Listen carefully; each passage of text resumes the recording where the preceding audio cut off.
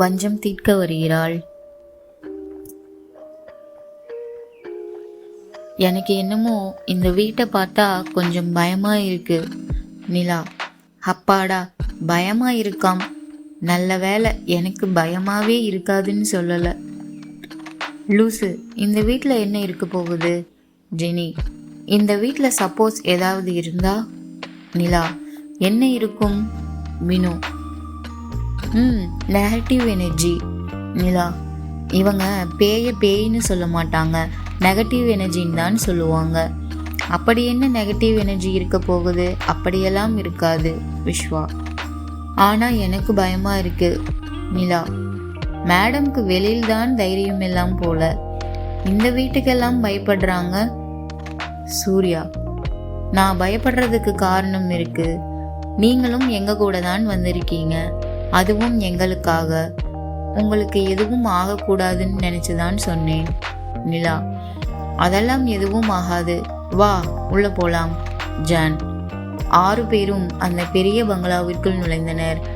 இந்த வீடு ரொம்ப பெருசா இருக்கு. நிலா: ஆமா. ஜெனி: நிலா: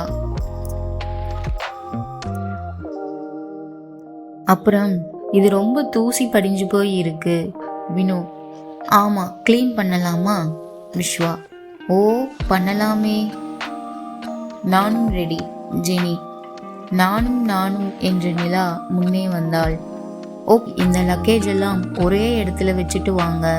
சூர்யா: அவன் கூறியது போல் அனைவரும் அவர்களின் லக்கேஜை எல்லாம் ஒரு ஓரத்தில் வைத்துவிட்டு வந்தனர். ஆங்காங்கே 6 பேரும் சுத்தம் செய்து கொண்டிருந்தனர்.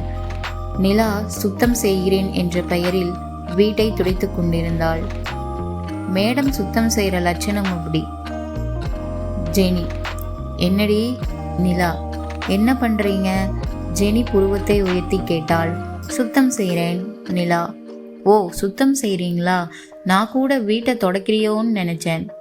ஜெனி: என்னடி? நிலா: என்னடி, தரைக்கு வலிக்கும், நீ இவ்வளோ ஸ்பீடாக தொடச்சேன்னா. அடைச்சி, ஸ்பீடாக தொட. வினு: அது எல்லா வேலையும் ஷான், அவளின் ரோபோ தான் பண்ணுவாள். ஸோ எனக்கு பண்ண தெரியாது. நிலா: எல்லா வேலையும் அவங்களே தான் பண்ணணும். வீட்டை கூட்டணும்னா கூட சீமாரில் தான் கூட்டணும். வீட்டு வேலை செய்ய சயின்ஸ் யூஸ் பண்ணக்கூடாது. நிலா: எல்லாம் அவளை சொல்லணும். வினு என்று இழுத்து வைத்தாள் நிலா. அப்போது ஜான் வெளியிலிருந்து கத்தினான். ஏ கைஸ், எல்லோரும் இங்க வாங்க. என்னடா என்று கேட்டவாறு வெளியே வந்தனர் அனைவரும். இந்த நகையை பாரேன், சூப்பரா இருக்குல்ல ஜான். எங்கிருந்து எடுத்த? விஸ்வா: இதோ படிக்கட்டுக்கு கீழே இருந்துதான். John: okay. சூர்யா: இல்ல, இது அங்கேயே வச்சிடலாம். நிலா: எதுக்குடி? வினு: நான் புக்ஸ்ல எல்லாம் படிச்சிருக்கேன், இந்த மாதிரி பழைய நகையெல்லாம் நெகட்டிவ் எனர்ஜியை அடக்கி வைக்க பயன்படுத்துவாங்களாம். நிலா: இருந்தா இருந்துட்டு போகட்டும் டி. வினு: இல்லடி, அந்த நெகட்டிவ் எனர்ஜி இருக்குல்ல, அது வெளியே வர ஏதாவது வழியும் வச்சிருப்பாங்களாம். நிலா: போடி புக் பைத்தியம். வினு: இது உண்மைதாண்டி. நிலா: எது உண்மை? நெகட்டிவ் எனர்ஜி இருக்குதுல்ல, அது வெளியே வர ஏதாவது வழி வச்சிருப்பாங்களாண்டி. நிலா: அது என்ன மாதிரி வழி சொல்லு கேட்போம். விஸ்வா: ஓகே, சொல்லு. வினு: அனைவரும் அப்படியே அமர்ந்து விட்டனர். நெகட்டிவ் எனர்ஜியை அடைச்சு வைக்கும் போதே அது எப்படியாவது வெளியே வர மாதிரி தான் அடைச்சு வைப்பாங்களாம். ஒன்று குறிப்பிட்ட நபர்கிட்ட அந்த பொருள் கிடைச்சிருச்சுன்னா அந்த நெகட்டிவ் எனர்ஜி வெளியே வந்துடும். இல்லைன்னா தண்ணி இருக்குல்ல, அதில் அது பட்டுச்சுன்னா நெகட்டிவ் எனர்ஜி வெளியே வந்துடும். இல்லைன்னா பொதுவாக ஒருத்தர் கையில் போனாலோ இல்லை அவங்க சம்மந்தப்பட்ட ஏதாவது அது மேலே பட்டுச்சுனாவோ வெளியே வரும். நிலா: அது எப்படி? புரியல. ஜான்: அது இப்போ என்னை எடுத்துக்கோ. என்னோட ரத்தம் அந்த பொருள் மேலே பட்டாலோ இல்லை வேற எதுவா வேணாலும் இருக்கலாம். ஐ மீன், சம்மந்தப்பட்ட பொருள் பட்டாலே திறக்கிற மாதிரி வச்சிருப்பாங்க. பட் பெரிய மந்திரவாதிங்க எல்லாம் ஒரு சின்ன கீ தான் கொடுப்பாங்க. அதை வச்சு வெளியே வர்றது அதோட சாமர்த்தியம். நிலா: ஓகே, சப்போஸ் அது வெளியே வந்துருச்சுன்னா என்ன ஆகும்? ஜான்: அது வெளியே வந்துச்சுன்னா அது பழிவாங்க நினைச்சதுன்னா அது யாரை பழிவாங்கன்னு நினைக்குதோ அவங்கள போய் பழி வாங்கும்.